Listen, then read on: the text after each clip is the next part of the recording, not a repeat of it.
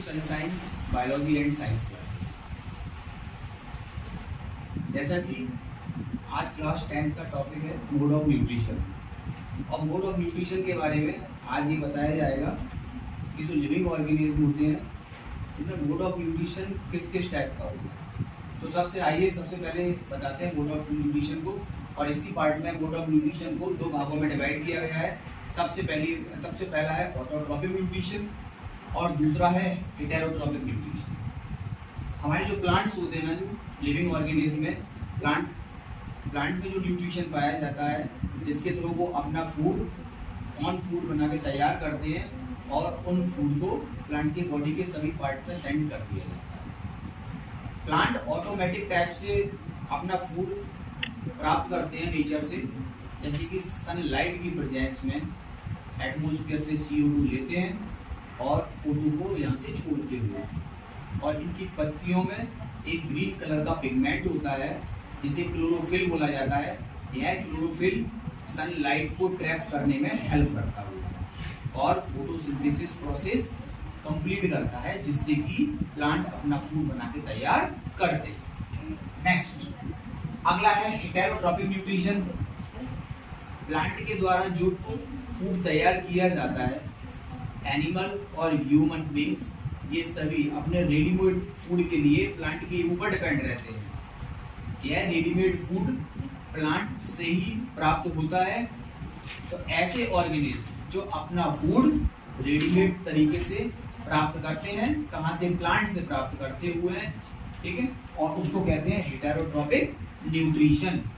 Heterotrophic nutrition को 3 भागों में बांटा गया है। इसको कहते हैं saprotrophic nutrition, parasitic nutrition, holozoic nutrition.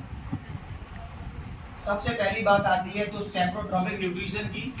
सैप्रोट्रॉपिक nutrition की कंडीशन ये है, that nutrition in which an organism obtain its food from decaying organic matter of dead plant and dead animal and rotten bread.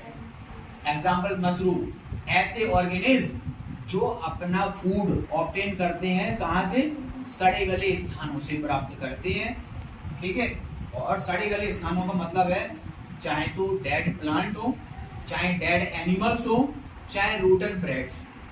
इसके ऊपर जो भी इस प्रकार से कुछ फंगस टाइप से क्रिएट हो जाती है और वो फंगस अपना फूड सड़े गले स्थानों से लेती है। जैसे कि मशरूम एक प्रकार का फंगस है जो सैप्रोट्रॉपिक मोड ऑफ न्यूट्रिशन से अपना फूड गेट करती है।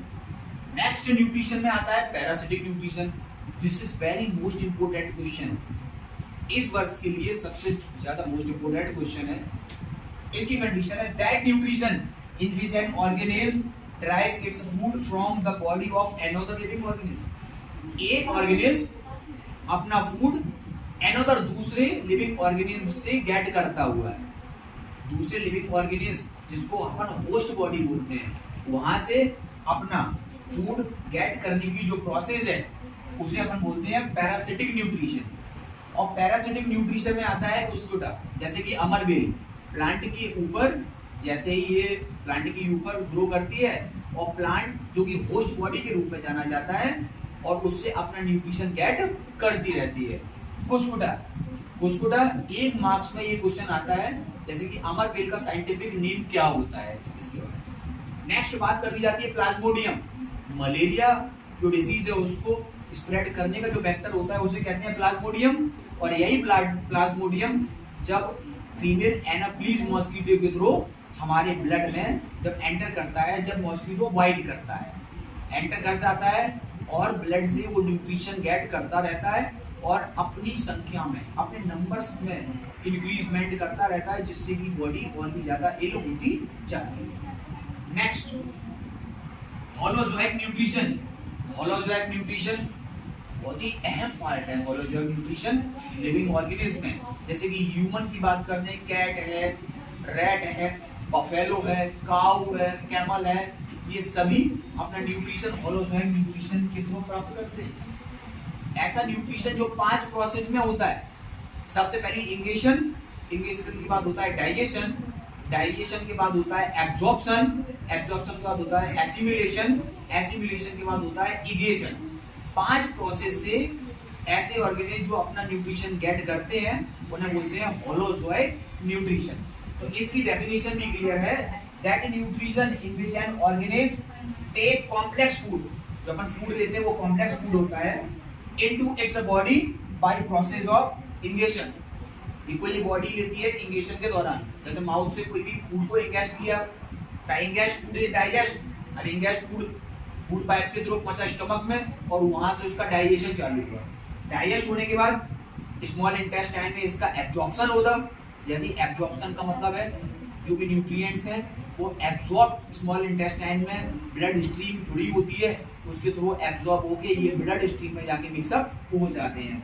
और एसिमिलेशन एब्जॉर्ब फूड बॉडी की सभी सेल्स में जाके ट्रांसफर कर दिया जाता है और उसके बाद बचता हुआ है वेस्ट प्रोडक्ट। जो बॉडी का वेस्ट प्रोडक्ट बचता हुआ है वो इगेशन प्रोसेस के द्वारा बॉडी से एलिमिनेट कर दिया जाता है। इस प्रकार के न्यूट्रिशन को बोला जाता है होलोजोइक न्यूट्रिशन। ह्यूमंस भी इसी प्रोसेस के थ्रू अपना न्यूट्रिशन कंप्लीट करता हुआ है। तो आज की ये टॉपिक मोड ऑफ न्यूट्रिशन के बारे में। और आपको आज का टॉपिक कैसा लगा? अगर आपको इस टॉपिक के बारे में कोई भी अपने सुझाव देने हैं तो कमेंट बॉक्स पे जाके इसमें सुझाव दे सकते हैं और आगे की क्लास के बारे में भी सुझाव दे सकते हैं, जिससे कि मैं आपके लिए 5 या 6 मिनट का एक वीडियो बना सकता हूं। और जिन लोगों ने इस चैनल को सब्सक्राइब नहीं किया हुआ है तो प्लीज़ इस चैनल को सब्सक्राइब कर लें, जिससे कि हमारी लेटेस्ट वीडियो आपको समय समय के हिसाब से प्रोवाइड होती रहेगी।